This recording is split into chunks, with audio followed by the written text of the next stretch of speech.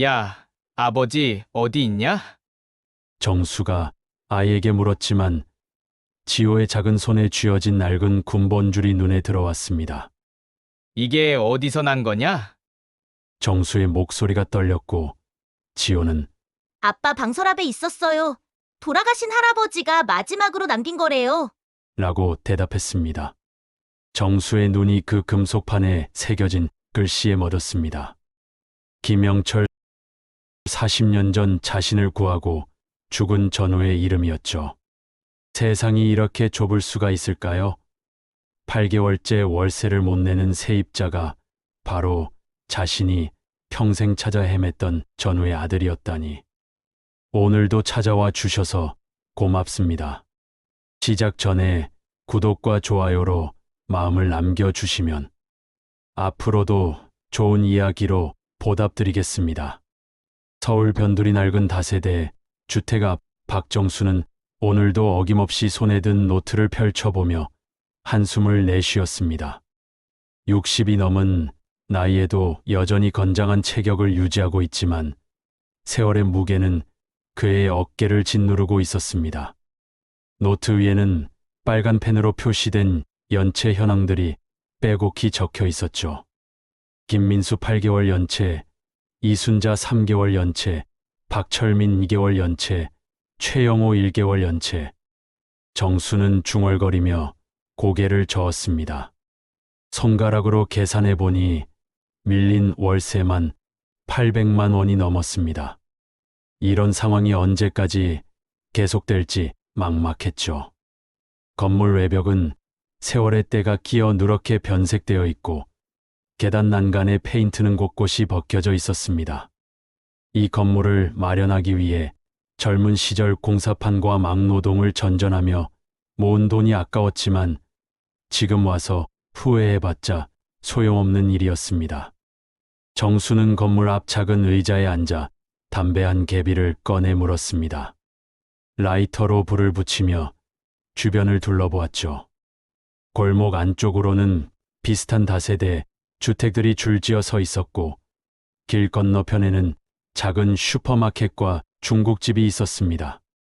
이 동네에 산 지도 벌써 15년이 넘었는데 그동안 많은 것들이 바뀌었습니다.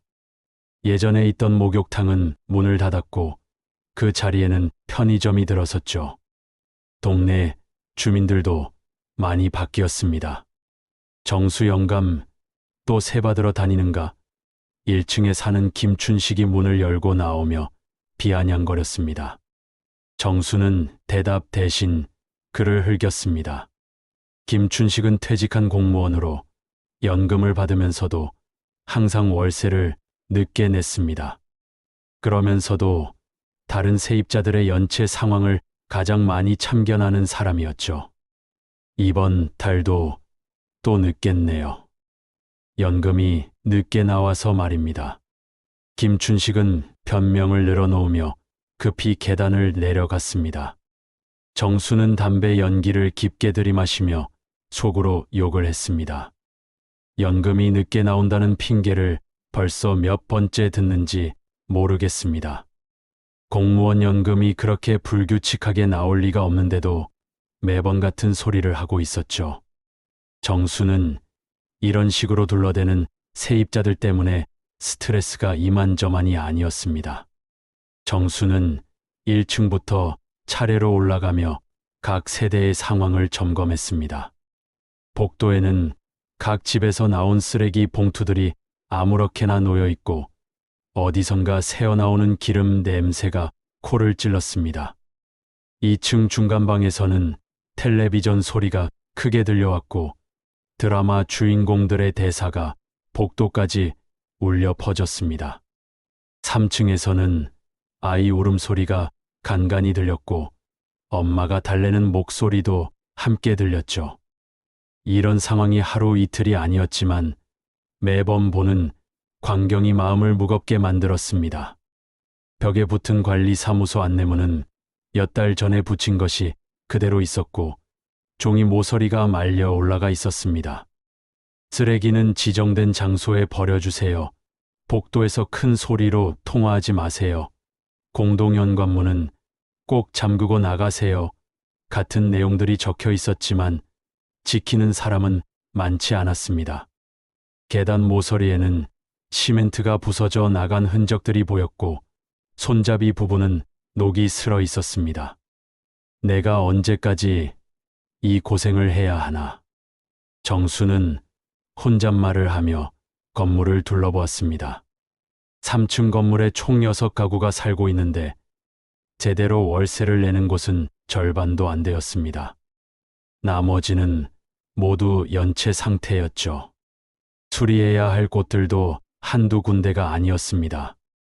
옥상 방수는 작년 장마철에 새서 임시방편으로 막아놨는데 올해 장마가 오기 전에 제대로 해야 할 것 같았습니다.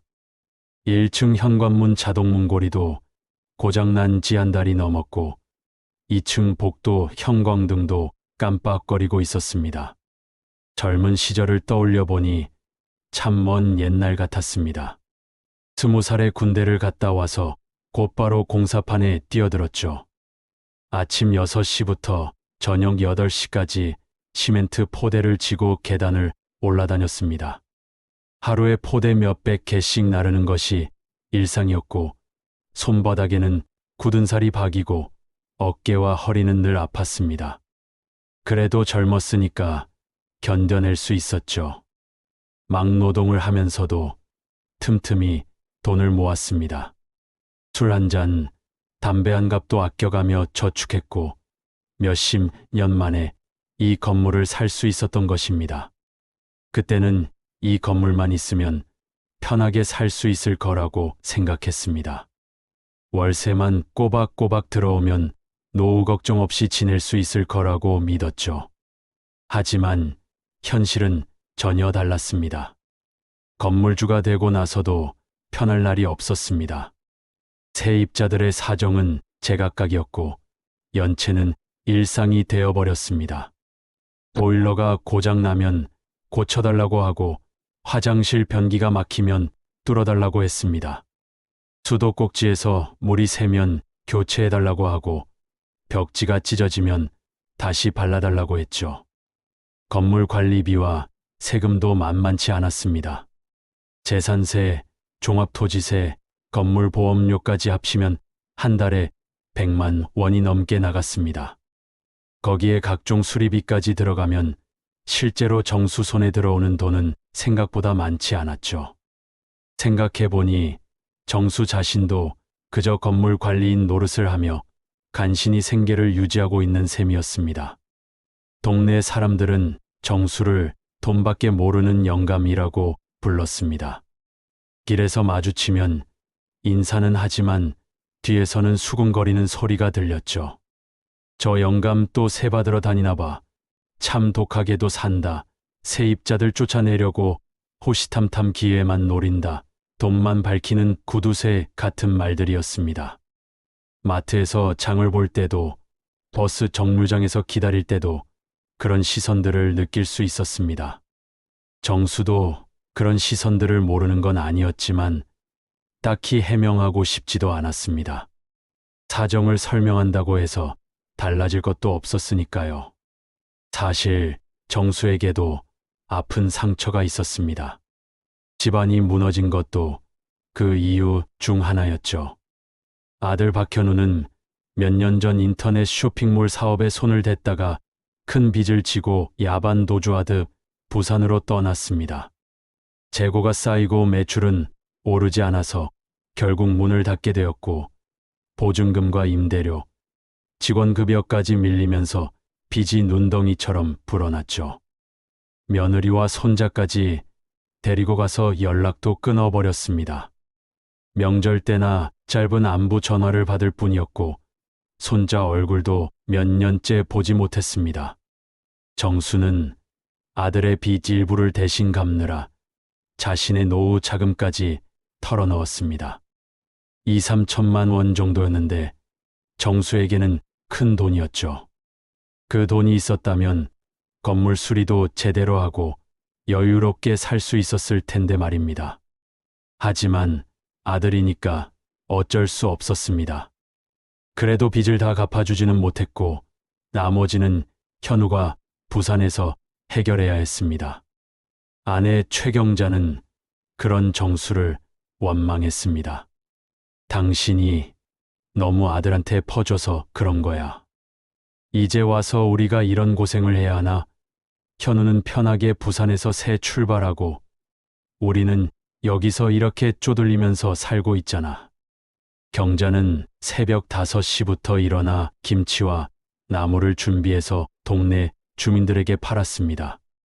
배추김치, 깍두기, 콩나물, 시금치나물, 고사리나물까지 다양하게 만들어서 플라스틱 통에 담아 파는 것이었죠. 하루 종일 일해도 10만 원 남짓 벌어올 뿐이었습니다. 정수와 경자 둘이 합쳐도 넉넉하지 않은 살림이었습니다. 생활비로 한 달에 150만 원 정도 들어갔는데 수입은 그것보다 적을 때가 많았죠. 연체된 월세가 들어오지 않으면 그 달은 적자였습니다. 그래서 정수는 더욱 악착같이 살아야 했습니다. 연체된 월세를 받아내지 못하면 자신들도 굶게 될 판이었으니까요. 하지만 세입자들의 사정도 만만치 않다는 걸 알고 있었습니다. 이 동네에 사는 사람들은 대부분 형편이 어려웠습니다. 일용직 노동자, 시간제 근무자, 영세 자영업자들이 대부분이었죠. 정수도 젊은 시절 그런 생활을 해봤으니까 그들의 처지를 이해하지 못하는 건 아니었습니다. 그래도 선을 지켜야 할 때가 있었습니다. 8개월째 월세를 내지 않고 있는 김민수의 경우가 그랬습니다. 정수는 담배를 끝까지 피운 후 바닥에 버리고 발로 비볐습니다. 오늘은 반드시 김민수와 이야기를 해야 했습니다. 더 이상 미룰 수는 없었죠.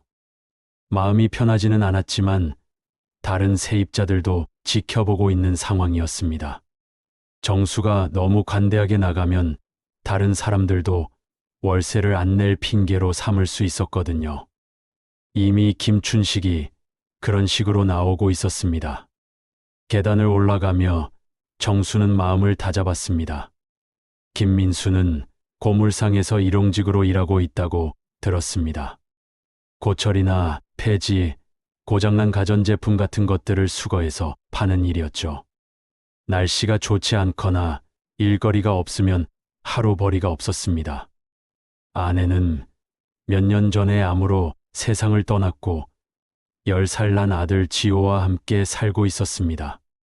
아이가 있는 집이라 더욱 조심스러웠지만 그렇다고 해서 무작정 기다려줄 수만은 없었습니다. 2층에 도착한 정수는 복도 끝 문 앞에 섰습니다. 문 옆에는 김민수라고 적힌 작은 명패가 붙어 있었는데 글씨가 발에서 잘 보이지 않았습니다. 페인트가 벗겨진 철문이었고 문짝 위쪽 유리창에는 얇은 커튼이 쳐져 있었습니다. 안에서는 조용했고 사람이 있는지 없는지 알 수 없었죠. 정수는 잠시 망설이다가 노크를 했습니다. 똑똑똑. 안에서 발걸음 소리가 들렸습니다. 어른의 발걸음이 아니라 아이의 발걸음이었죠. 곧 문이 조심스럽게 열렸습니다. 문 사이로 작은 얼굴이 내다 보였습니다. 김민수의 아들 김지호였습니다. 아저씨. 지호는 고개를 숙이며 작은 목소리로 인사했습니다. 정수는 아이의 모습을 보며 마음이 싱숭생숭해졌습니다. 옷은 깨끗하게 입었지만 낡아 보였고 얼굴은 야위어 있었습니다. 그런데 지호의 작은 손에 무언가 꼭 쥐어져 있는 것이 정수의 눈에 띄었습니다. 낡은 줄 같은 것이었는데 자세히 보니 군번줄 같았습니다. 정수는 문득 궁금해졌습니다. 아이가 왜 군번줄을 가지고 있는 걸까요? 그것도 그렇게 소중하게 쥐고 있는 걸 보니 뭔가 특별한 의미가 있을 것 같았습니다. 야, 아버지 어디 있냐? 정수는 지호에게 물었습니다. 아이는 더욱 고개를 숙이며 작은 목소리로 대답했습니다. 아빠는 고철 주 우러 나가셨어요. 지호의 목소리에는 어른스러운 침착함이 있었지만 동시에 어린아이다운 떨림도 느껴졌습니다. 정수는 아이의 손에 쥐어진 군번줄이 계속 신경 쓰였습니다. 그거 뭐냐? 정수가 지호의 손을 가리키며 물었습니다. 지호는 잠시 망설이더니 작은 손을 펼쳐 보였습니다. 이거 할아버지 거예요. 낡은 군번줄이었습니다. 녹색 끈에 작은 금속판이 달려 있었고 세월의 흔적이 역력했습니다. 정수의 눈이 그 금속판에 새겨진 글씨에 멈췄습니다. 흐릿하지만 읽을 수 있었습니다. 김영철. 정수의 심장이 멎는 것 같았습니다. 영철이라는 이름이 그렇게 흔한 이름도 아닌데 설마 하는 생각이 들었죠. 정수는 다시 한번 자세히 들여다보았습니다. 틀림없었습니다. 김영철이라고 새겨져 있었습니다. 이게 어디서 난 거냐? 정수의 목소리가 떨렸습니다. 지호는 정수의 갑작스러운 변화를 눈치채고 한 발 뒤로 물러섰습니다. 아빠 방 서랍에 있었어요. 돌아가신 할아버지가 마지막으로 남긴 거래요. 아이의 대답을 들은 순간 정수의 머릿속에 오래된 기억들이 파도처럼 밀려왔습니다. 정수는 벽에 기대며 눈을 감았습니다. 40년 전 젊은 시절이 떠올랐습니다. 최전방 GOP에서 함께 근무했던 동기 김영철. 키도 비슷하고 고향도 가까웠던 그와는 금세 친해졌었습니다. 영철은 늘 웃음이 많았고 힘든 군 생활 중에도 동료들을 챙기는 따뜻한 마음을 가진 친구였죠. 그날도 평범한 훈련이었습니다. 수류탄 투척 훈련을 하던 중이었는데 한 신병이 실수로 수류탄 안전핀을 뽑고는 당황해서 던지지 못하고 있었습니다. 폭발까지 몇 초 남지 않은 상황이었죠. 그때 영철이 몸을 던져 그 신병을 밀어내며 수류탄을 집어 던졌습니다. 하지만 시간이 부족했습니다. 수류탄은 공중에서 터졌고 파편이 영철의 가슴을 관통했습니다. 정수는 그 순간을 평생 잊을 수 없었습니다. 피를 흘리며 쓰러진 영철을 부축하며 의무실로 뛰어갔지만 이미 늦었습니다. 영철은 정수의 품에서 마지막 숨을 거두었죠. 정수야, 우리 가족, 부탁한다. 영철의 마지막 말이었습니다. 하지만 정수는 그 약속을 지키지 못했습니다. 제대 후 영철의 집을 찾아갔지만 이미 가족들은 어디론가 이사를 간 후였습니다. 할아버지, 군인이었어요? 지호의 목소리가 정수의 회상을 깨뜨렸습니다. 정수는 고개를 끄덕였습니다.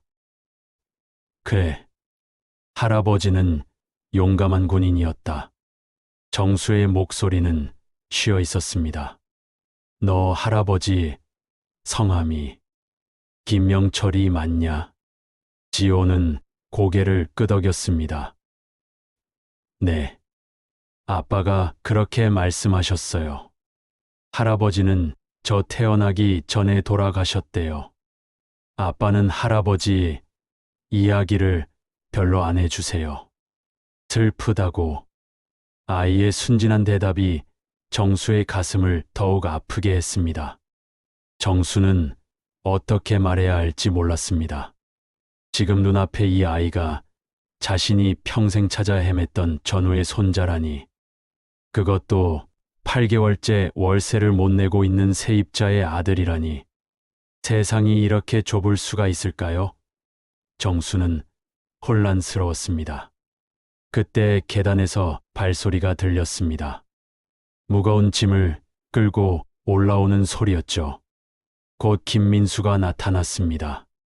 리어카의 고철 더미를 가득 싣고 있었는데 얼굴에는 땀이 범벅이었습니다. 민수는 정수를 보자 당황한 표정을 지었습니다. 아, 죄송합니다. 집주인 아저씨. 민수는 급히 인사를 했습니다. 그의 손과 옷에는 녹과 기름때가 묻어 있었고 냄새도 났습니다.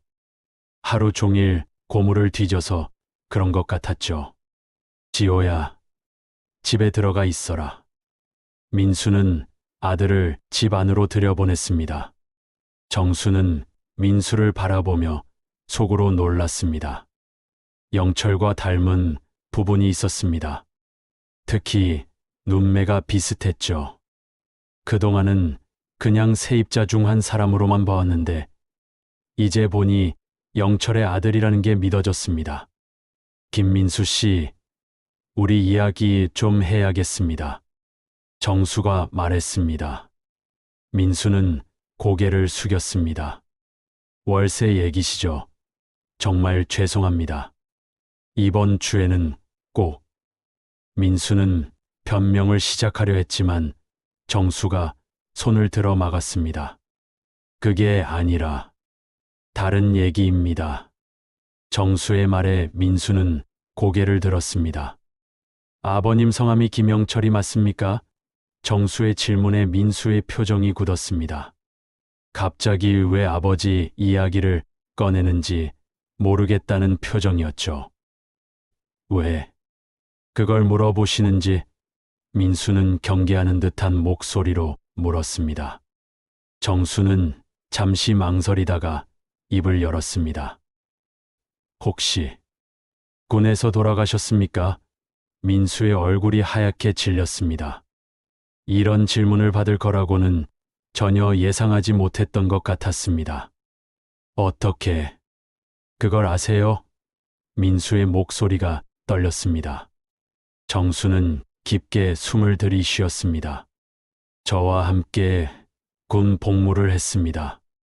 같은 부대, 같은 소대였어요. 정수의 말에 민수는 한동안 말을 못했습니다. 믿기지 않는다는 표정이었죠. 정말이세요? 민수의 눈에 눈물이 고였습니다. 아버지를 아신다고요? 정수는 고개를 끄덕였습니다. 영철이는, 아니, 당신 아버지는 훌륭한 사람이었습니다. 다른 사람을 구하려다가 정수는 말을 잇지 못했습니다. 민수는 벽에 기대며 흐느꼈습니다. 오랫동안 참아왔던 감정이 터져 나오는 것 같았습니다. 저는 아버지에 대해 아는 게 거의 없어요. 어머니도 아버지 이야기를 잘 안 해주셨거든요. 너무 슬프다고. 민수의 목소리는 점점 작아졌습니다. 정수는 민수의 어깨에 손을 올렸습니다. 영철이는 정말 좋은 사람이었어요. 항상 동료들을 먼저 생각하고 자신보다 남을 배려하는 사람이었습니다. 정수의 말에 민수는 더욱 울었습니다. 아버지에 대한 이야기를 직접 들어보는 것이 이번이 처음이었을 것입니다. 아버지는 어떻게 돌아가셨나요? 민수가 떨리는 목소리로 물었습니다. 정수는 잠시 망설였습니다. 그 참혹한 순간을 어떻게 설명해야 할지 막막했습니다. 훈련 중에 다른 사람을 구하려다가 사고를 당하셨습니다. 마지막까지 남을 생각하셨어요. 민수는 더 이상 말을 할 수 없었습니다. 고개를 숙이고 계속 울고 있었죠. 정수도 마음이 복잡했습니다. 수십 년 만에 영철의 가족을 만났는데 하필 자신의 세입자였고 게다가 월세까지 못 내고 있는 상황이었습니다. 그때 집안에서 지호가 조심스럽게 나왔습니다. 아빠, 괜찮아요? 아이는 아버지가 우는 모습을 보고 걱정스러워했습니다. 민수는 재빨리 눈물을 닦으며 아들을 안았습니다. 괜찮다, 지호야. 아빠가 할아버지, 친구분을 만났거든. 지호는 정수를 바라봤습니다. 아저씨가 할아버지 친구예요? 정수는 고개를 끄덕이며 무릎을 굽혀 아이와 눈높이를 맞췄습니다. 그래, 할아버지와 아저씨는 아주 친한 친구였단다. 지호는 신기한 듯 정수를 바라봤습니다. 그럼 할아버지가 어떤 분이었는지 알려주세요. 지호의 순진한 부탁에 정수는 미소를 지었습니다. 할아버지는 정말 멋진 분이셨어. 용감하시고 착하시고 모든 사람들이 좋아했단다. 정수의 말에 지호의 눈이 반짝였습니다. 하지만 정수의 마음 한편에는 죄책감이 자리 잡고 있었습니다. 영철의 가족을 지켜주겠다던 약속을 지키지 못했을 뿐만 아니라 지금은 오히려 그들에게 월세를 복촉하고 있는 처지였으니까요. 어떻게 해야 할지 갈등이 되었습니다. 민수는 정수의 표정을 보며 말했습니다. 집주인 아저씨, 아니, 정수 아저씨, 월세는 정말 빨리 마련해서 드릴게요. 이런 인연인 줄 몰랐네요. 민수의 말에 정수는 더욱 마음이 무거워졌습니다. 어떤 결정을 내려야 할지 혼란스러웠습니다.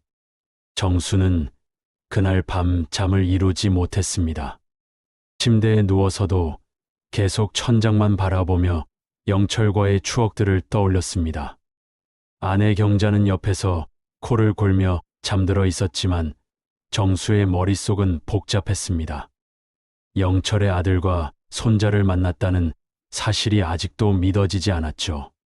새벽 5시가 되자 경자가 일어나 반찬 준비를 시작했습니다. 정수도 잠이 오지 않아 일찍 일어났습니다. 왜 이렇게 일찍 일어났어? 경자가 물었습니다. 잠이 안 와서. 정수는 대충 대답하며 화장실로 향했습니다. 세수를 하며 거울을 보니 어젯밤의 충격이 얼굴에 그대로 드러나 있었습니다. 눈가에 다크서클이 생겼고 표정도 어둡게 보였죠. 정수는 찬물로 얼굴을 여러 번 씻으며 마음을 정리하려 했습니다. 하지만 쉽지 않았습니다. 정수야, 밥 먹어. 경자가 불렀습니다. 정수는 식탁에 앉았지만 입맛이 없었습니다. 김치찌개와 계란말이, 멸치볶음이 차려져 있었지만 젓가락이 잘 나가지 않았죠. 왜 안 먹어? 어디 아파? 경자가 걱정스러운 표정으로 물었습니다. 아니야, 그냥 입맛이 없어. 정수는 대답하며 김치 한 점을 입에 넣었습니다. 경자는 정수의 표정을 유심히 살펴봤습니다. 무슨 일 있었어? 어제 새 받으러 갔다 와서 계속 이상하네. 정수는 잠시 망설이다가 입을 열었습니다. 김민수 있잖아. 2층 끝방에 사는. 응, 밀린 새 많은 그 집 말이지? 경자가 고개를 끄덕였습니다. 그 사람 아버지가 내 전우였어. 정수의 말에 경자는 젓가락을 멈췄습니다. 전우, 군대 동기 말이야? 경자가 놀란 표정으로 물었습니다. 응, 김영철이라고 같은 소대에서 복무했던 친구야. 그런데 훈련 중의 사고로. 정수는 말을 잊지 못했습니다. 경자는 한동안 말없이 정수를 바라봤습니다. 그래서 어쩌려고? 새는 언제 받을 거야? 경자의 현실적인 질문에 정수는 답답했습니다. 여보, 이런 상황에서 새 이야기를 어떻게 해? 그럼 어떻게 해? 우리도 먹고 살아야지. 그 집 때문에 다른 세입자들도 못 받고 있잖아. 경자의 말이 틀린 건 아니었습니다. 김민수 집이 8개월째 밀리면서 다른 세입자들도 저 집은 왜 안 내쫓느냐며 불만을 표시하고 있었습니다. 그래서 자신들도 월세를 늦게 내는 핑계로 삼고 있었죠. 정수는 아침을 대충 마치고 밖으로 나왔습니다. 담배 한 개비를 피우며 생각을 정리하려 했지만 쉽지 않았습니다. 영철에 대한 죄책감과 현실적인 문제 사이에서 갈등하고 있었죠. 그때 2층에서 지호가 학교 가방을 메고 내려왔습니다. 아저씨, 안녕하세요. 아이는 정수를 보자 밝게 인사했습니다. 어젯밤 아버지의 친구라는 말을 들어서인지 한결 친근해 보였죠. 학교 가니? 정수가 물었습니다. 네. 늦겠어요. 지호는 뛰어가려다가 멈춰 섰습니다. 아저씨, 할아버지, 이야기 더 들려주세요. 학교 끝나고요. 아이의 부탁에 정수는 마음이 아팠습니다. 그래, 나중에 들려줄게. 정수의 대답에 지호는 환하게 웃으며 학교로 뛰어갔습니다.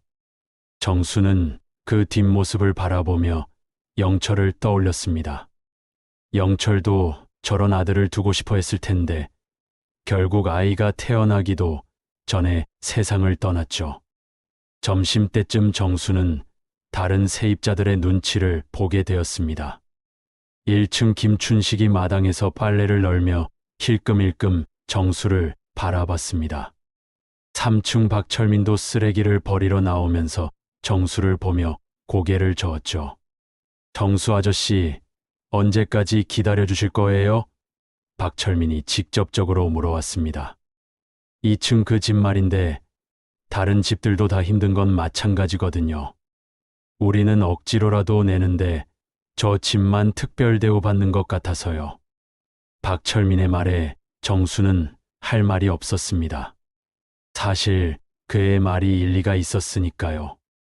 다른 세입자들도 형편이 어려운 건 마찬가지였는데 민수 집만 8개월째 밀리고 있으니 불공평하다고 느낄만 했습니다. 곧 해결될 거야. 정수는 대충 둘러댔지만 속으로는 어떻게 해야 할지 막막했습니다. 영철과의 인연 때문에 민수를 내보낼 수도 없고 그렇다고 계속 기다려줄 수도 없는 상황이었죠. 저녁 무렵 민수가 일을 마치고 돌아왔습니다. 오늘도 리어카에 고철을 가득 실고 있었는데 어제보다 양이 적어 보였습니다. 정수는 민수를 불러 세웠습니다. 민수 씨, 잠깐 이야기 좀 해요. 정수의 말에 민수는 고개를 숙였습니다. 죄송합니다. 오늘 수입이 별로 없어서. 민수는 벌써 변명을 시작했습니다. 그게 아니라 정수는 잠시 망설이다가 입을 열었습니다. 당신 아버지에 대해 더 자세히 이야기해 봅시다. 민수는 고개를 들어 정수를 바라봤습니다. 아버지요? 영철이가. 아니, 당신 아버지가 돌아가시고 나서 가족들은 어떻게 되었나요? 정수의 질문에 민수의 표정이 어두워졌습니다. 어머니가 혼자 저를 키우셨어요. 정말 힘들게요. 민수는 천천히 이야기하기 시작했습니다.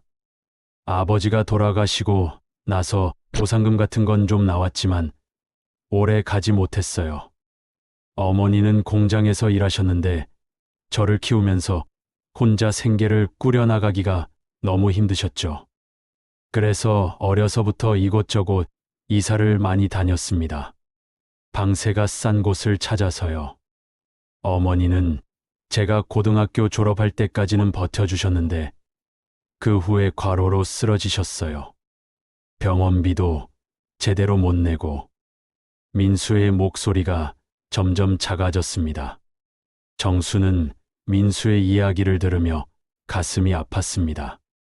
영철이 살아있었다면 이런 고생은 하지 않았을 텐데 자신이 대신 영철의 가족을 지켜주지 못한 것에 대한 죄책감이 더욱 커졌죠. 결혼은 언제 하셨나요? 정수가 물었습니다. 26살 때요.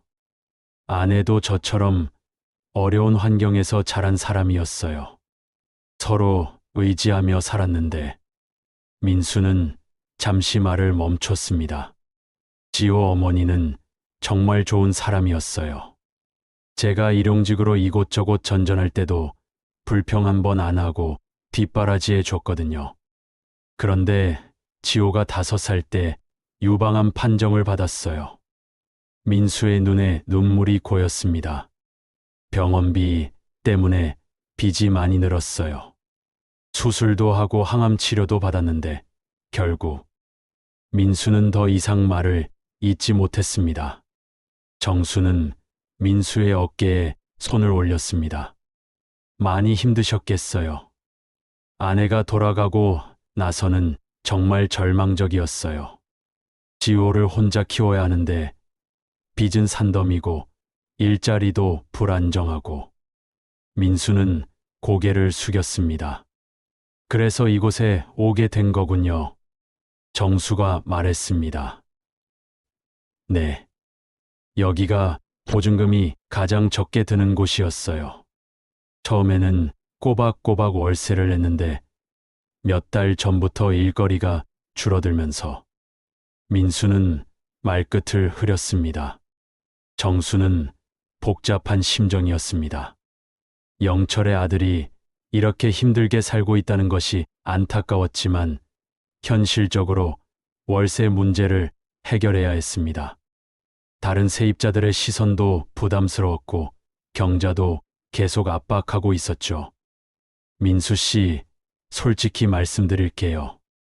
정수가 진지한 표정으로 말했습니다. 당신 아버지와의 인연 때문에 지금까지 기다려드렸지만 더 이상은 어려울 것 같습니다. 민수의 얼굴이 하얗게 질렸습니다. 다른 세입자들도 불만이 많고 제 아내도 이해하지 못하고 있어요. 저도 먹고 살아야 하니까요. 정수의 말에 민수는 고개를 깊이 숙였습니다. 죄송합니다. 정말 죄송합니다. 2주만 더 시간을 드릴게요. 그 안에 해결 방법을 찾지 못하면 정수는 말을 끝까지 하지 못했습니다. 하지만 민수는 무슨 뜻인지 알고 있었죠. 민수는 고개를 끄덕였습니다. 알겠습니다. 어떻게든 해결해 보겠습니다. 하지만 그의 목소리에는 절망감이 묻어 있었습니다. 2주 안에 8개월치 밀린 월세를 마련한다는 것이 현실적으로 가능할지 의문이었으니까요. 그때 지호가 학교에서 돌아왔습니다. 아빠, 아저씨. 아이는 두 사람을 보며 밝게 인사했습니다. 하지만 아버지의 어두운 표정을 보고는 금세 눈치를 챘죠. 아빠, 무슨 일이야? 지호가 걱정스러운 목소리로 물었습니다. 민수는 억지로 웃으며 아들의 머리를 쓰다듬었습니다. 아무것도 아니야. 집에 들어가자. 정수는 그 모습을 보며 마음이 더욱 무거워졌습니다. 영철의 손자가 이런 상황에 처해 있다는 것이 견디기 어려웠지만 그렇다고 해서 자신의 처지를 무시할 수도 없었습니다. 정수가 준 2주라는 시간은 생각보다 빨리 흘러갔습니다. 매일 아침 정수는 민수가 일하러 나가는 모습을 지켜봤고 저녁에는 그가 돌아오는 모습을 확인했습니다. 하지만 민수의 표정은 날이 갈수록 어두워져만 갔죠. 열흘째 되는 날 정수는 민수에게 다가갔습니다. 어떻게 되어가고 있나요? 민수는 고개를 숙이며 대답했습니다. 죄송합니다. 아직. 그의 목소리에서 절망감이 느껴졌습니다. 친척이나 지인 중에 도움받을 수 있는 분은 없나요? 정수가 물었습니다. 민수는 씁쓸하게 웃었습니다. 있었다면 진작에 부탁했겠죠. 다들 자기 살기도 바쁜데. 민수는 잠시 망설이다가 입을 열었습니다. 사실 어머니, 친척들이 있긴 해요. 하지만 아버지가 돌아가시고 어머니가 혼자 저를 키울 때부터 연락이 끊어졌어요. 가난한 과부와 아이를 부담스러워했거든요. 정수는 영철의 가족이 겪은 고난을 들으며 가슴이 아팠습니다. 영철이 살아있었다면 이런 일은 없었을 텐데 자신이 그때 영철 대신 죽었어야 했는데 하는 생각이 들었죠. 그날 저녁 다른 세입자들의 압박이 더욱 거세졌습니다. 3층에 사는 박철민이 정수를 찾아왔습니다. 정수 아저씨, 이제 정말 참을 수 없겠어요. 박철민의 목소리에는 분노가 섞여 있었습니다. 왜 저 집만 특별 대우를 받아야 하는지 모르겠어요. 우리도 다 힘든 건 마찬가지인데 8개월씩이나 밀린 세를 받지 않다니. 박철민은 목소리를 높였습니다. 그때 2층에 사는 이순자도 내려왔습니다. 맞아요. 저도 3개월 밀렸지만 그래도 조금씩이라도 내려고 노력하고 있거든요. 근데 저 집은 아예 포기한 것 같아요. 다른 건물주들한테 물어봐도 그렇게 오래 기다려주는 사람은 없대요. 정수 아저씨가 너무 착하신 것 같아요. 이순자가 덧붙였습니다. 정수는 세입자들의 말을 들으며 곤란했습니다.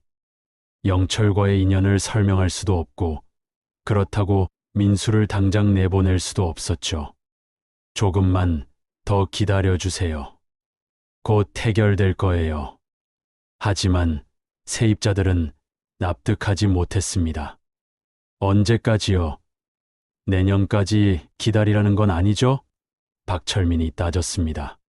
저희도 정수 아저씨 상황은 이해하지만 이건 아니에요. 집에 돌아온 정수는 경자에게 세입자들의 불만을 전했습니다. 경자는 예상했다는 듯이 말했습니다. 그럴 줄 알았어. 당신이 너무 감정적으로 처리하고 있어. 전우 아들이라고 해서 무작정 봐줄 수는 없어. 우리도 먹고 살아야지. 경자의 말이 현실적이긴 했지만 정수는 마음이 편하지 않았습니다. 그럼 어떻게 하라는 거야? 정수가 물었습니다. 당연히 나가라고 해야지. 8개월이면 충분히 기다려준 거야. 경자는 단호하게 말했습니다. 그날 밤 정수는 다시 잠을 이루지 못했습니다. 영철에 대한 약속과 현실 사이에서 갈등하고 있었죠.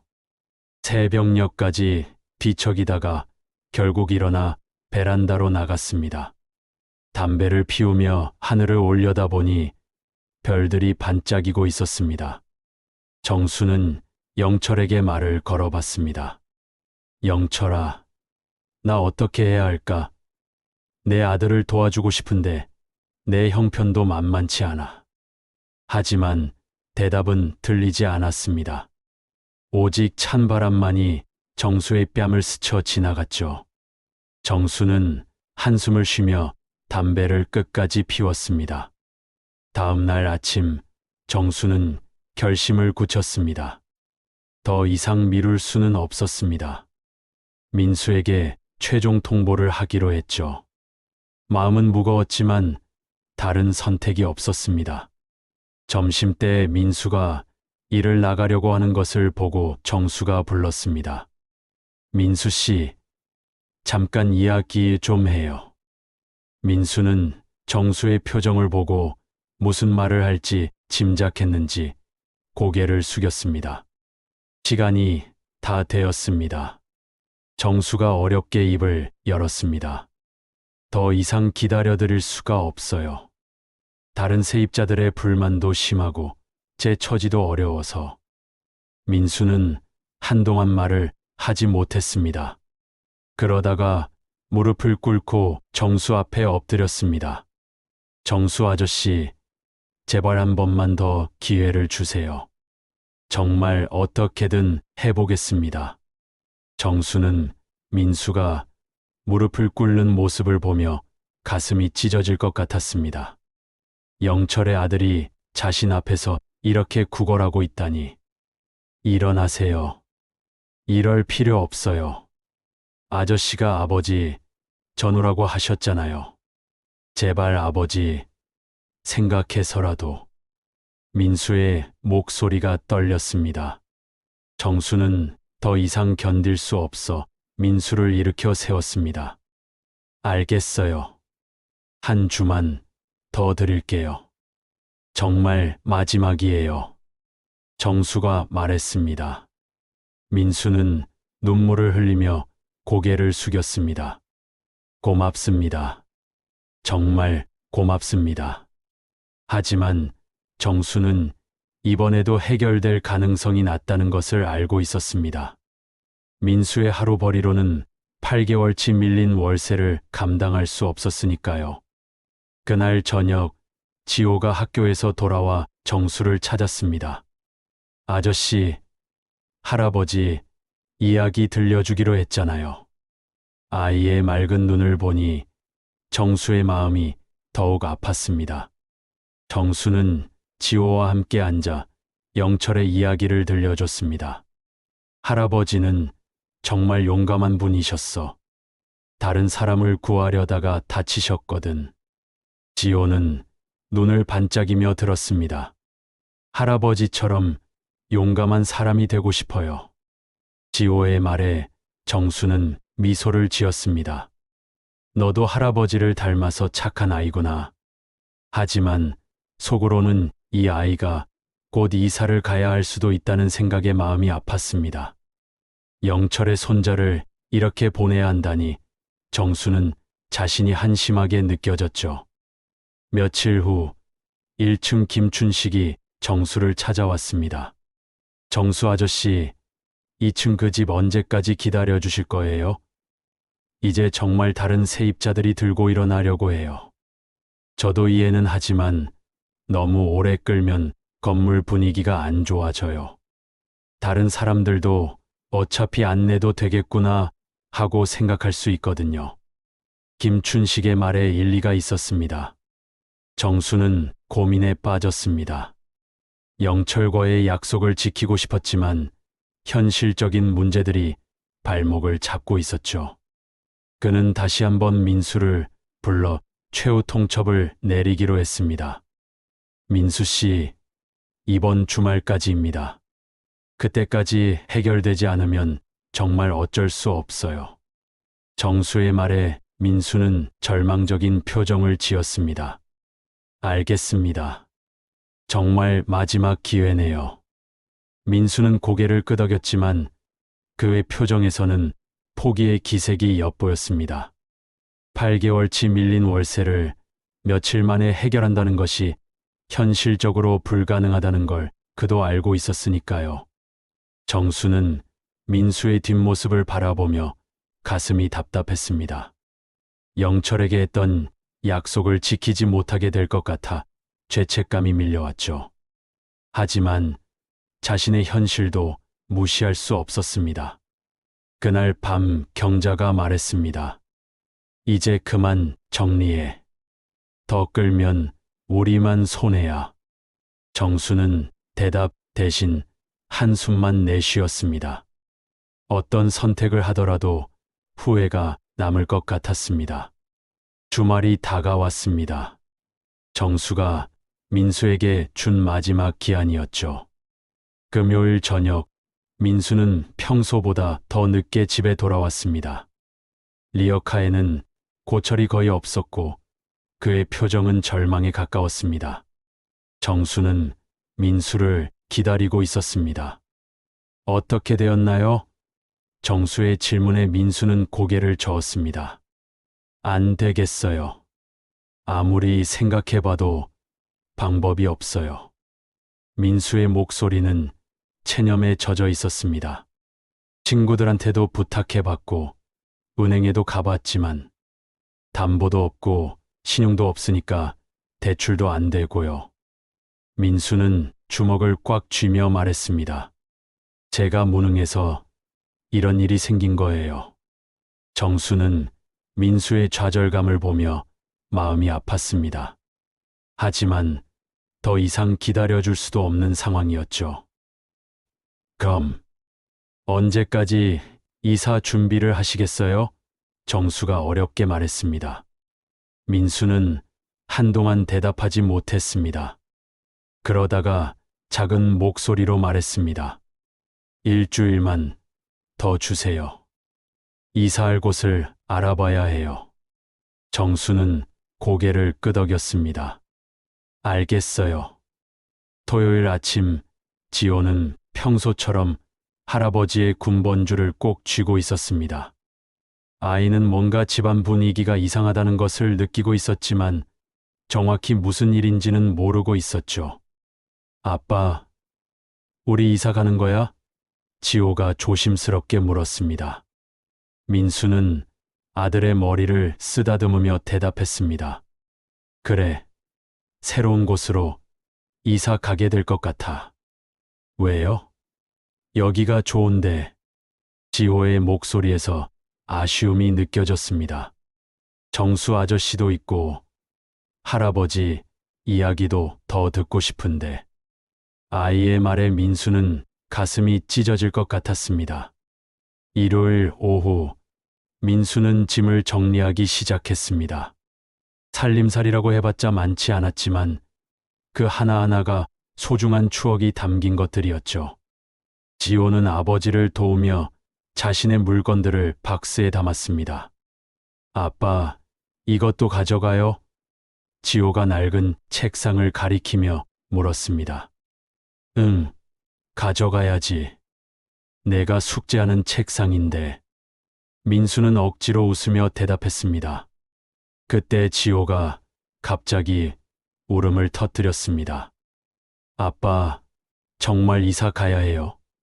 여기가 좋은데. 아이는 할아버지 군번줄을 꼭 쥐고 흐느꼈습니다. 할아버지도 여기 있는 것 같은데.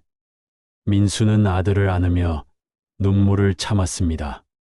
지호야, 아빠가 미안해. 아빠가 더 열심히 일했어야 했는데.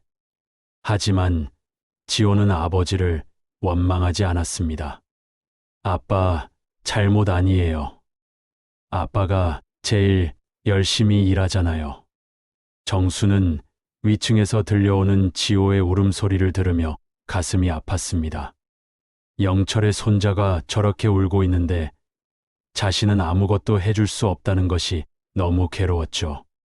경자가 정수 옆에 와서 말했습니다. 그만 괴로워해. 당신 잘못이 아니야. 하지만 정수는 영철과의 약속을 지키지 못한다는 죄책감에서 벗어날 수 없었습니다. 월요일 아침 다른 세입자들이 민수 집에 이사 소식을 들었습니다. 김춘식은 드디어 정리되는구나 라며 안도하는 표정을 지었고 박철민도 이제야 건물이 정상화되겠다고 말했습니다.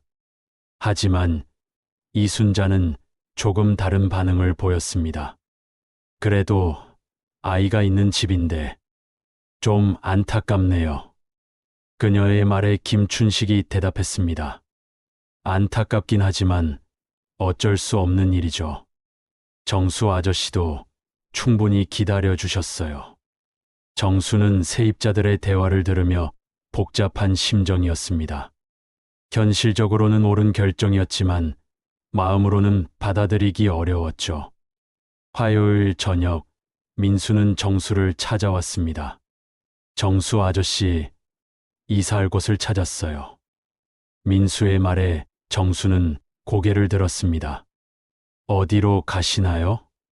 서울 외곽 쪽이에요. 보증금이 적게 드는 곳으로요. 좀 멀지만 어쩔 수 없어요. 민수의 목소리에서 체념이 느껴졌습니다. 지호 학교는 어떻게 하시고요? 전학시켜야죠. 아이한테는 미안하지만. 민수는 말끝을 흐렸습니다. 정수는 지호가 학교까지 바꿔야 한다는 사실에 더욱 마음이 아팠습니다. 언제 이사하실 예정이에요? 정수가 물었습니다. 이번 주말에요. 짐도 별로 없고 빨리 정리하는 게 좋을 것 같아서요. 민수의 대답에 정수는 고개를 끄덕였습니다. 그동안 정말 죄송했어요. 아버지 전후분이라는 걸 알고도 이런 폐를 끼쳐서. 민수는 깊게 고개를 숙였습니다. 정수는 할 말을 찾지 못했습니다. 수요일 오후 지호가 학교에서 돌아와 정수를 찾았습니다. 아저씨, 정말 이사 가야 해요? 아이의 눈에는 눈물이 고여 있었습니다. 정수는 무릎을 굽혀 지호와 눈높이를 맞췄습니다. 지호야, 아저씨도 어쩔 수 없어서 그래. 정수의 말에 지호는 고개를 숙였습니다. 할아버지가 살아계셨다면 이런 일은 안 생겼을 텐데. 아이의 말에 정수는 가슴이 찢어질 것 같았습니다. 지호야, 할아버지는 항상 너와 함께 있어. 그 군번줄이 있잖아. 정수가 지호의 어깨에 손을 올리며 말했습니다. 지호는 군번줄을 꼭 쥐며 고개를 끄덕였습니다. 아저씨도 할아버지 친구니까 저희랑 함께 있는 거나 마찬가지예요. 지호의 순진한 말에 정수는 더욱 죄책감을 느꼈습니다. 자신이 영철의 가족을 제대로 보호해주지 못했다는 생각이 들었죠. 목요일 밤 정수는 잠을 이루지 못하고 베란다로 나왔습니다. 담배를 피우며 하늘을 올려다봤는데 별들이 유난히 밝게 빛나고 있었습니다. 정수는 영철에게 말을 걸어봤습니다. 영철아, 미안해. 내 가족을 지켜주겠다고 약속했는데 결국 이렇게 되었구나. 정수의 목소리가 떨렸습니다. 내가 무능해서 아들과 손자를 보내야 하게 됐어. 하지만 이번에도 대답은 들리지 않았습니다. 오직 차가운 밤바람만이 정수의 뺨을 스쳐 지나갔죠. 정수는 영철에 대한 죄책감과 현실적인 문제 사이에서 괴로워했습니다. 금요일 아침 민수는 이사 짐을 정리하느라 바빴습니다. 지호는 학교에 가기 전에 정수를 찾아왔습니다. 아저씨, 이거 드릴게요. 지호가 무언가를 내밀었습니다. 정수가 보니 아이가 그린 그림이었습니다. 정수와 지호, 그리고 민수가 함께 있는 모습을 그린 것이었죠. 그림 위쪽에는 구름 사이로 군복을 입은 사람이 그려져 있었습니다. 아마 할아버지 영철을 그린 것 같았습니다. 고마워, 지호야. 정수는 그림을 받으며 눈물을 참았습니다. 아저씨, 잊지 말아요. 저희도 아저씨, 잊지 않을게요. 지호의 말에 정수는 더 이상 견딜 수 없었습니다. 지호야, 학교 늦겠어. 정수는 아이를 학교로 보내며 혼자 남겨졌습니다. 그는 지호가 그린 그림을 바라보며 오열했습니다. 영철의 손자를 이렇게 보내야 한다는 것이 너무나 괴로웠죠. 그날 저녁, 민수는 마지막 짐 정리를 끝냈습니다. 이삿짐이라고 해봤자 박스 몇 개와 낡은 가구들 뿐이었지만 그들에게는 소중한 전 재산이었습니다. 내일 아침에 이사차가 와요. 민수가 정수에게 말했습니다. 밀린 월세는 정말 죄송해요. 민수는 고개를 깊이 숙였습니다. 정수는 대답 대신 고개만 끄덕였습니다. 그날 밤 정수는 영철의 사진을 꺼내 보았습니다. 군복을 입고 웃고 있는 젊은 영철의 모습이었죠. 영철아, 정말 미안해. 내 가족을 지켜주지 못해서. 정수는 사진을 보며 눈물을 흘렸습니다. 토요일 새벽, 이사차가 도착했습니다. 민수와 지호는 짐을 차에 실으며 마지막 인사를 나눴습니다. 지호는 할아버지 군번줄을 꼭 쥐고 있었고 정수를 보며 손을 흔들었습니다. 아저씨, 안녕히 계세요.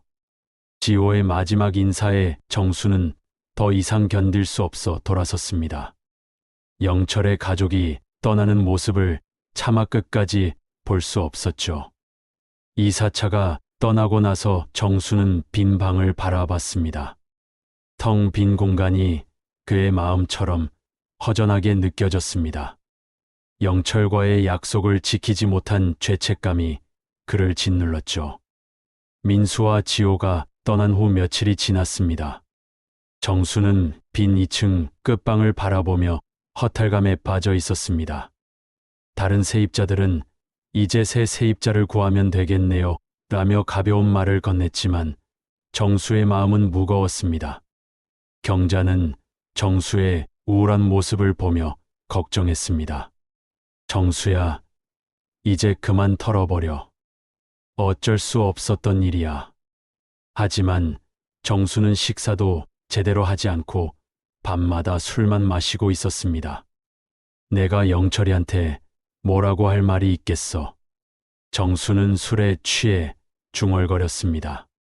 내 아들과 손자를 지켜주겠다고 약속했는데 결국 내가 쫓아낸 꼴이 됐잖아. 경자는 정수의 자책을 보며 안타까웠지만 현실적으로는 옳은 선택이었다고 생각했습니다. 당신이 건물주로서 할 일을 한 거야. 감정으로만 처리할 수는 없어. 하지만 정수는 경자의 말을 듣지 않았습니다. 매일 밤 영철의 사진을 보며 술을 마셨고 낮에는 멍하니 빈 방만 바라보고 있었죠. 지호가 그려준 그림도 책상 위에 고이 모셔두고 매일 들여다봤습니다. 일주일이 지난 어느 날 정수는 갑자기 일어나 옷을 갈아입었습니다. 어디 가? 경자가 물었습니다. 옛날 전우들 좀 만나보려고. 정수의 대답에 경자는 의외라는 표정을 지었습니다. 정수는 오랜만에 군 동기들을 만나기로 했습니다. 매달 둘째 주 토요일에 모이는 정기 모임이 있었는데 정수는 몇 달째 참석하지 않았었죠. 오늘은 꼭 가서 영철 이야기를 해보고 싶었습니다. 동기 모임 장소는 종로의 한 작은 술집이었습니다. 정수가 도착했을 때 이미 6명의 동기들이 모여 있었습니다. 정수야, 오랜만이다. 어디 갔다가 이제 나타났어. 동기들은 정수를 반갑게 맞았습니다. 정수는 평소보다 많은 술을 마시며 이야기를 시작했습니다. 너희들 영철이 기억하지? 동기들의 표정이 진지해졌습니다. 영철은 그들 모두에게 특별한 친구였으니까요. 물론 기억하지. 우리를 구하려다가. 김상철이 말끝을 흐렸습니다. 그때 정말 충격이었어. 박민호도 무거운 표정으로 고개를 끄덕였습니다. 영철이 가족 소식은 들어본 적 있어? 정수가 물었습니다. 동기들은 고개를 저었습니다. 제대하고 나서 연락이 끊어졌잖아. 찾으려고 했지만 이사를 간 것 같더라. 정수는 술잔을 비우며 말했습니다. 내가 최근에 영철이 아들과 손자를 만났어. 동기들이 놀란 표정을 지었습니다. 정말 어디서 어떻게 만났는데? 정수는 민수와 지호를 만난 경위부터 차근차근 설명했습니다. 자신의 세입자였다는 것, 8개월째 월세를 못 내고 있었다는 것, 결국 내보낼 수밖에 없었다는 것까지 모든 이야기를 털어놨습니다. 동기들은 정수의 이야기를 들으며 복잡한 표정을 지었습니다. 그런 우연이 있을 수가. 영철이 아들이 그렇게 힘들게 살고 있었구나. 그런데 결국 쫓아낸 거야? 나도 어쩔 수 없었어. 다른 세입자들 눈치도 있고 우리 집 사람도 반대하고. 정수는 변명하듯 말했지만 동기들의 시선이 부담스러웠습니다. 정수야, 내 입장도 이해해. 최동식이 말했습니다. 하지만 영철이 아들이라면 좀 달랐어야 하는 거 아냐? 그의 말에 다른 동기들도 고개를 끄덕였습니다. 영철이가 우리를 구하려다가 죽었는데 우리가 그 가족을 도와주지 못한다는 게 박민호가 말끝을 흐렸습니다. 정수는 동기들의 말을 들으며 더욱 죄책감에 빠졌습니다. 그런데 정말 방법이 없었을까? 김상철이 물었습니다. 밀린 월세가 얼마나 되는데? 800만 원 정도. 정수의 대답에 동기들이 술렁였습니다. 800만 원이면 최동식이 중얼거렸습니다. 우리가 10만 원씩만 모아도 되는 돈인데. 그의 말에 다른 동기들도 관심을 보였습니다. 지금이라도 늦지 않았어. 연락처 알아? 박민호가 물었습니다. 정수는 고개를 저었습니다. 이사 갈 때 새 주소를 못 들었어. 너무 급하게 정리되어서. 그럼 찾아야지. 영철이 아들인데 그냥 둘 수는 없어. 김상철이 목소리를 높였습니다. 다른 동기들도 동조했습니다. 맞아. 우리가 영철이한테 진 빚이 있잖아. 정수는 동기들의 반응에 놀랐습니다.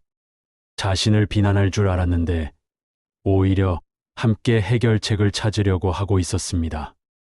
너희들이 그렇게 생각해 주다니. 영철이는 우리 목숨의 은인이야. 그 가족을 돕는 건 당연한 일이지. 최동식이 단호하게 말했습니다. 정수야, 너 혼자 짊어질 일이 아니었어. 우리가 진작에 영철이 가족을 찾았어야 했는데 그러지 못한 게 잘못이었어. 박민호도 자책하며 말했습니다. 이제라도 늦지 않았으니까 함께 해보자. 동기들은 즉석에서 10만 원씩 모금을 시작했습니다. 이것부터 모아놓고 영철이 아들 연락처부터 알아내자. 김상철이 제안했습니다. 정수는 동기들의 마음에 감동받아 눈물을 흘렸습니다. 고마워. 정말 고마워. 정수가 떨리는 목소리로 말했습니다. 나 혼자서는 어떻게 할 수가 없었는데. 혼자가 아니야. 우리가 있잖아. 최동식이 정수의 어깨를 두드렸습니다. 그런데 어떻게 연락처를 알아내지? 박민호가 물었습니다. 정수는 잠시 생각하다가 말했습니다.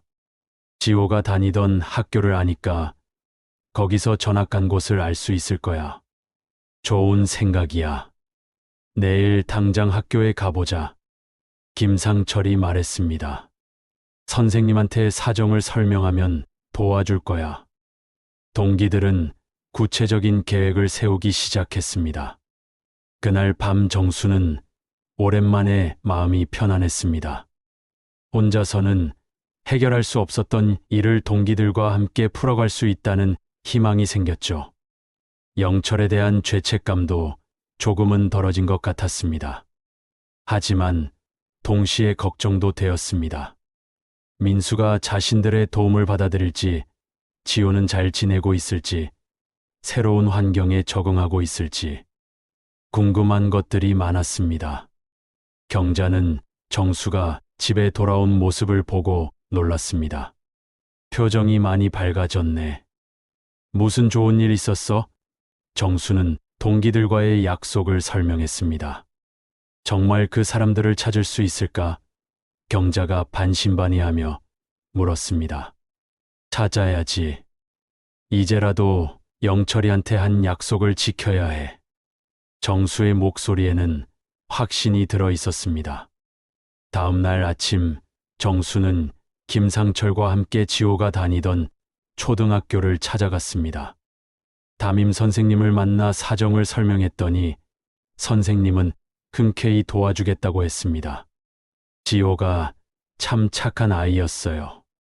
전학 간다고 할 때 많이 아쉬워했거든요. 선생님의 말에 정수는 가슴이 아팠습니다. 새 주소는 개인정보라서 직접 드릴 수는 없지만 제가 연락해서 만날 수 있도록 도와드릴게요. 선생님은 민수에게 전화를 걸어 사정을 설명했습니다. 민수는 처음에 놀라는 기색을 보였지만 곧 만나겠다고 했습니다.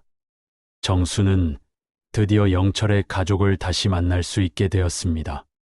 일주일 후 토요일 오후 정수는 동기들과 함께 서울 외곽의 한 다세대 주택 앞에 서 있었습니다. 민수와 지호가 이사 간 곳이었죠. 건물은 정수의 것보다도 더 낡아 보였고 주변 환경도 열악했습니다. 여기가 맞나? 김상철이 주소를 다시 확인하며 물었습니다. 맞아. 선생님이 알려준 주소야. 정수는 고개를 끄덕이며 건물을 올려다봤습니다. 3층 건물의 옥탑방이라고 했는데 계단이 가파르고 좁아 보였습니다. 정수는 가슴이 뛰었습니다. 민수와 지호를 다시 만날 수 있다는 기대감과 동시에 어떤 얼굴로 그들을 마주해야 할지 걱정도 되었죠. 결국 자신이 그들을 내보낸 사람이니까요. 정수야, 긴장하지 마.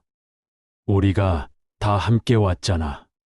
박민호가 정수의 어깨를 두드리며 위로했습니다.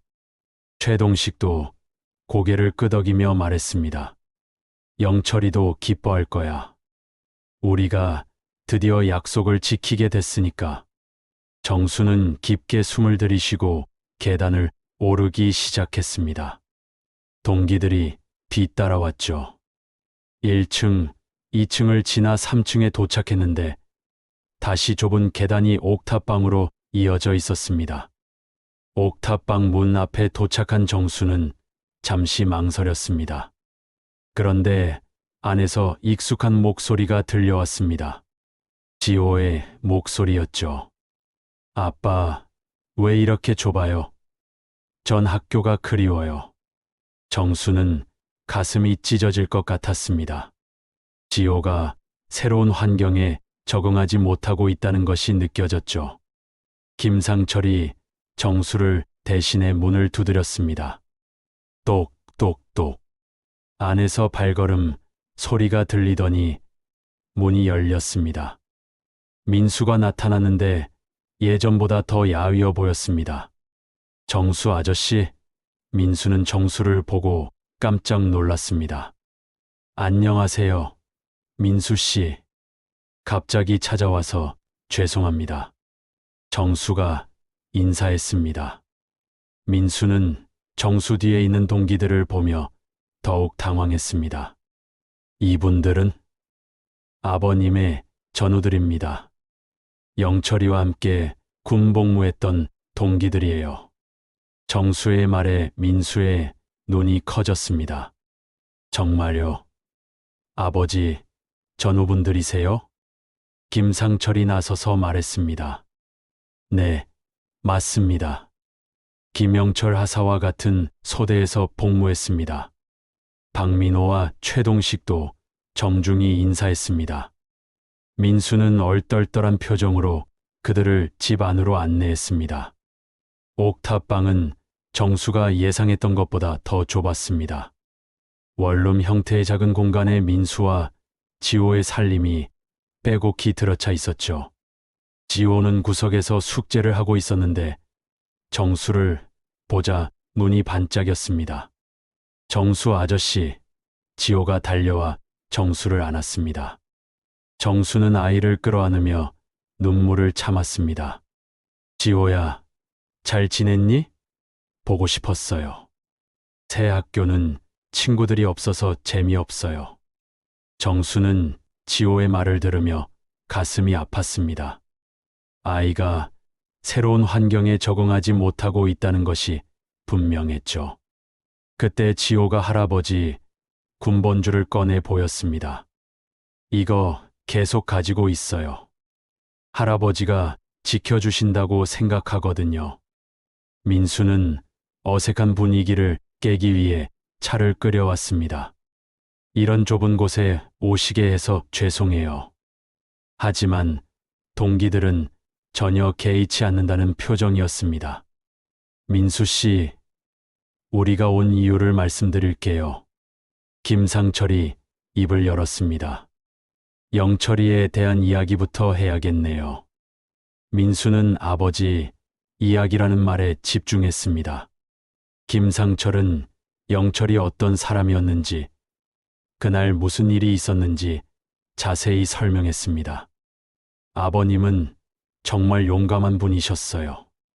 다른 사람을 구하려다가 자신의 목숨을 바치셨죠. 민수는 아버지의 구체적인 이야기를 처음 들어보는 것이었습니다. 눈물을 흘리며 들었고 지호도 할아버지의 용감한 이야기에 감동받은 듯 했습니다. 그런데 우리가 죄송한 게 있어요. 박민호가 말했습니다.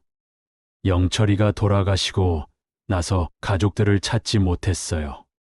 더 일찍 찾았어야 했는데. 아니에요.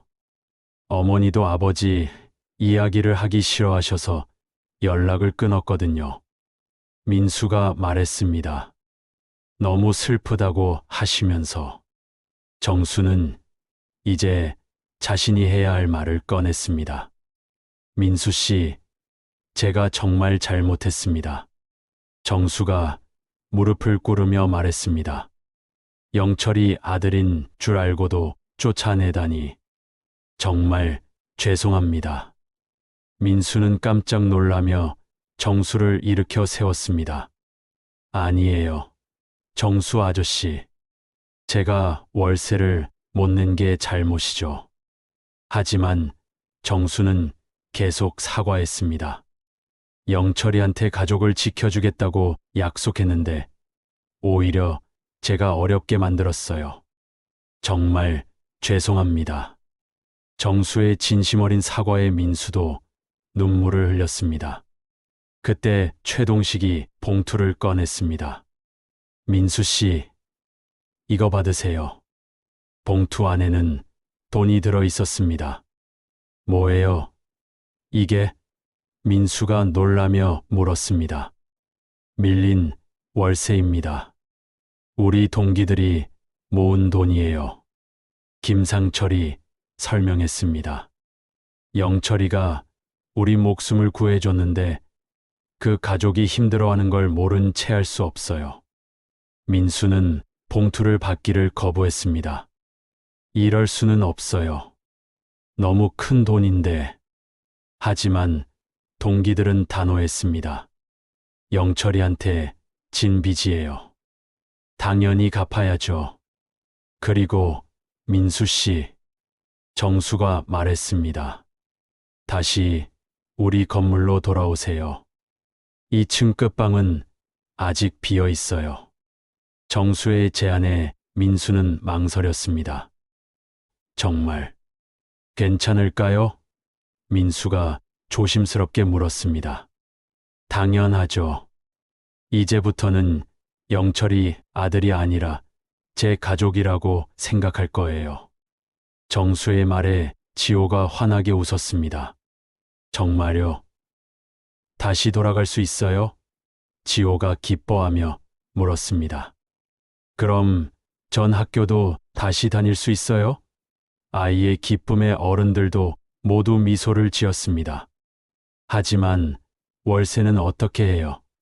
민수가 걱정스럽게 물었습니다. 김상철이 대답했습니다. 그것도 우리가 의논해 봤어요. 민수 씨가 일자리를 제대로 구할 때까지 우리가 도와드릴게요. 그리고 지호 교육비나 생활비도 우리가 나눠서 지원하기로 했어요. 박민호가 덧붙였습니다. 영철이 아들인데 당연한 일이죠. 민수는 더 이상 말을 할 수 없었습니다. 눈물만 흘릴 뿐이었죠. 지호도 어른들의 따뜻한 마음에 감동받아 울고 있었습니다. 정말 고맙습니다. 어떻게 보답해야 할지. 민수가 떨리는 목소리로 말했습니다. 보답은 필요 없어요. 영철이가 우리에게 해준 일에 비하면 아무것도 아니에요. 정수가 말했습니다. 그날 저녁 동기들은 민수와 지호의 이사를 도왔습니다. 옥탑방에 짐을 트럭에 싣고 함께 정수의 건물로 돌아왔죠. 다른 세입자들도 나와서 도와주었고 경자는 저녁을 준비해서 모두 함께 나눠 먹었습니다. 이제 정말 우리 가족이네요. 경자가 지호의 머리를 쓰다듬으며 말했습니다. 지호는 할아버지 군번줄을 꼭 쥐고 환하게 웃었습니다. 할아버지도 기뻐하실 거예요. 정수는 지호의 말을 들으며 가슴이 따뜻해졌습니다. 드디어 영철과의 약속을 지킬 수 있게 되었다는 안도감이 들었죠. 영철의 가족을 진정으로 보호할 수 있게 된 것입니다. 그날 밤 정수는 영철의 사진을 보며 말했습니다. 영철아, 이제야 약속을 지킬 수 있게 됐어. 내 아들과 손자를 끝까지 지켜줄게. 정수의 마음에는 평화가 찾아왔습니다. 6개월이 흘렀습니다. 정수의 다세대 주택에는 예전과는 완전히 다른 분위기가 흘렀습니다. 복도에서는 아이들의 웃음소리가 메아리쳤고 세입자들 사이에도 훈훈한 정이 넘쳤죠. 민수는 김상철의 소개로 작은 철물점에서 일하게 되었습니다. 고물상 일용직과는 달리 안정적인 수입이 보장되는 일자리였죠. 처음에는 서툴렀지만 성실한 성격 덕분에 사장의 신뢰를 얻게 되었습니다. 민수야, 이제 정말 자리 잡은 것 같네. 사장이 민수에게 말했습니다. 다음 달부터는 정직원으로 등록하고 월급도 올려줄게. 민수는 감사 인사를 하며 가슴이 벅찼습니다. 처음으로 안정적인 미래를 그려볼 수 있게 된 것이죠. 지호는 전학년 다니던 학교로 돌아가게 되었습니다. 담임 선생님과 친구들이 모두 반갑게 맞아주었고 아이는 금세 예전의 밝은 모습을 되찾았습니다. 할아버지 군번줄은 여전히 소중히 간직하고 있었죠. 지호야, 할아버지 이야기 또 들려줘. 같은 반 친구들이 지호에게 부탁했습니다. 지호는 자랑스럽게 할아버지의 용감한 이야기를 들려주었고 친구들은 감동받아 들었습니다. 지호에게는 할아버지가 최고의 영웅이었으니까요. 정수는 민수를 도와 작은 철물점 창업을 준비하고 있었습니다. 동기들과 함께 자금을 모아서 민수가 독립할 수 있도록 지원하기로 한 것이죠. 민수 씨, 이제 정말 자립할 수 있겠어요. 정수가 흐뭇하게 말했습니다. 정수 아저씨 덕분이에요. 아니, 아버지, 전우분들 덕분이죠. 민수는 감사의 마음을 표현했습니다. 아버지가 살아계셨다면 이런 기분이었을까요?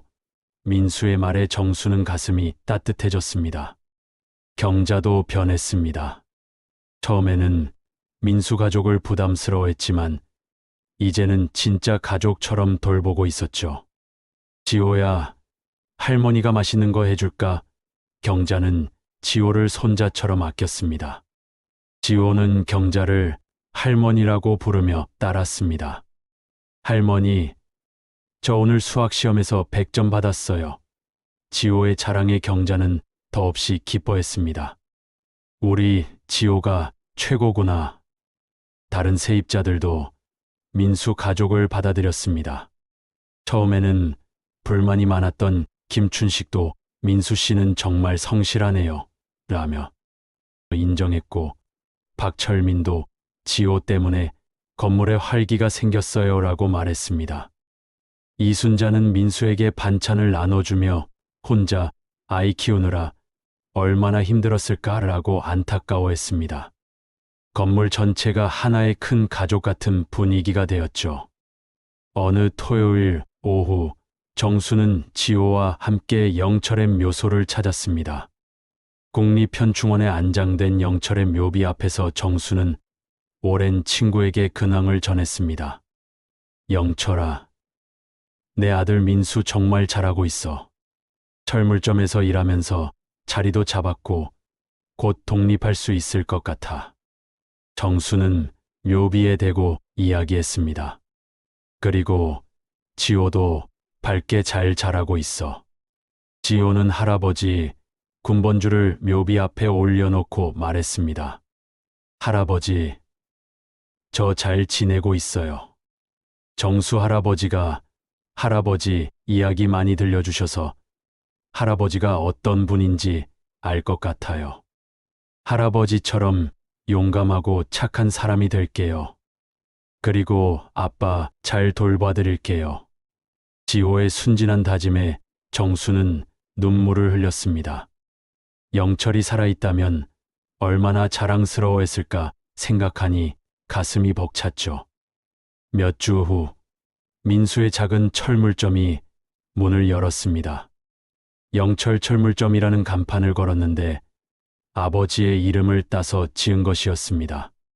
개업식에는 정수와 동기들, 그리고 건물 세입자들이 모두 참석했습니다. 아버지 이름으로 가게를 여니까 더욱 책임감이 느껴져요. 민수가 말했습니다. 아버지가 자랑스러워하실 만한 가게로 만들겠습니다. 동기들은 민수의 각오에 감동받았습니다. 영철이도 기뻐할 거야. 아들이 이렇게 훌륭하게 자립하는 걸 보면서 말이야. 김상철이 말했습니다. 박민호와 최동식도 고개를 끄덕이며 동조했습니다. 지호는 가게 한쪽에 할아버지 사진을 모셔놓고 매일 인사를 했습니다. 할아버지, 오늘도 가게 잘 봐주세요. 아이의 모습을 보는 손님들은 모두 흐뭇해했죠. 철물점은 민수의 성실함과 친절함 덕분에 동네에서 소문이 났습니다. 영철 철물점 사장은 정말 믿을 만해요라는 평가를 받으며 단골 손님들이 늘어났죠. 민수는 아버지의 이름에 먹칠하지 않으려고 더욱 열심히 일했습니다. 1년이 지난 어느 날 정수는 영철의 군번주를 액자에 넣어 거실에 걸었습니다. 지호가 할아버지를 항상 볼 수 있게 해주세요라고 부탁한 것이었죠. 경자도 그래야지, 우리 가족이니까 라며 동의했습니다. 액자 밑에는 지호가 쓴 글이 붙어 있었습니다. 용감한 할아버지 김명철. 할아버지의 손자 김지호가 할아버지를 자랑스럽게 생각합니다. 어설픈 글씨체였지만 마음이 담긴 글이었죠. 어느 저녁 민수가 정수를 찾아왔습니다. 정수 아저씨, 말씀드릴 게 있어요. 민수의 표정이 진지해서 정수는 긴장했습니다. 무슨 일인가요? 이제 정말 독립해야겠어요.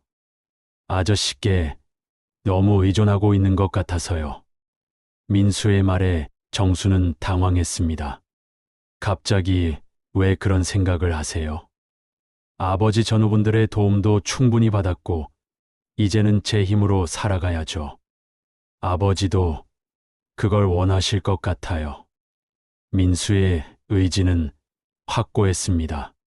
정수는 잠시 생각하다가 말했습니다. 그렇다면 조건이 있어요. 가끔씩 들러서 안부는 전해주세요. 우리가 진짜 가족이니까요. 민수는 감동받아 고개를 끄덕였습니다. 당연하죠. 평생 가족이에요. 민수의 대답에 정수는 만족스러웠습니다. 영철의 아들이 이제 정말 독립할 수 있게 된 것이죠. 몇 달 후, 민수와 지호는 철물점 근처의 작은 아파트로 이사했습니다. 이사하는 날 지호는 정수와 경자를 꼭 안으며 말했습니다. 할아버지, 할머니 사랑해요. 자주 놀러 올게요. 정수는 지호를 안으며 약속했습니다. 할아버지도 자주 보러 갈게. 우리는 영원한 가족이니까. 경자도 눈물을 흘리며 지호를 보냈습니다. 이사를 마친 후 정수는 영철의 액자 앞에 앉았습니다. 영철아, 내 아들을 무사히 독립시켰어. 이제 내가 안심해도 될 것 같아. 정수의 목소리에는 뿌듯함이 담겨 있었습니다. 지호도 훌륭하게 자라고 있고 민수도 성실하게 살고 있어. 내가 자랑스러워할 만한 가족이 됐어. 정수는 오랜 죄책감에서 벗어난 것 같았습니다. 현재 민수의 철물점은 동네에서 가장 신뢰받는 가게가 되었습니다. 지호는 중학생이 되어 더욱 듬직해졌고 여전히 할아버지를 자랑스러워합니다. 매주 일요일에는 정수와 경자를 찾아와 가족의 시간을 보내죠. 정수는 이제 마음 깊이 평화를 느꼈습니다. 영철과의 약속을 지켰다는 안도감과 함께 진정한 가족을 얻었다는 기쁨이 있었습니다. 낡은 다세대 주택의 복도에는 더 이상 독촉의 목소리 대신 사람들의 따뜻한 웃음소리가 메아리 쳤습니다. 어느 날 저녁, 지호가 방문했을 때 정수에게 물었습니다. 할아버지, 김영철 할아버지는 정말 영웅이죠? 정수는 미소를 지으며 대답했습니다. 그래, 진짜 영웅이야. 그리고 너도 할아버지를 닮아서 영웅이 될 거야. 지호는 환하게 웃으며 할아버지 군번줄을 꼭 쥐었습니다. 그 순간 정수는 영철이 지켜보고 있다는 느낌을 받았습니다. 모든 것이 제자리를 찾은 것 같았죠. 영철의 가족은 이제 정말 안전했고 정수도 평생의 죄책감에서 벗어났습니다. 정수의 다세대 주택에는 이제 진정한 평화가 찾아왔습니다. 그리고 영철의 정신은 아들과 손자를 통해 계속 이어져 갔습니다. 함께해 주신 시간, 제게는 참 큰 선물이었습니다. 구독과 좋아요로 응원의 마음을 보내주신다면 앞으로도 더 따뜻한 이야기를 전하겠습니다.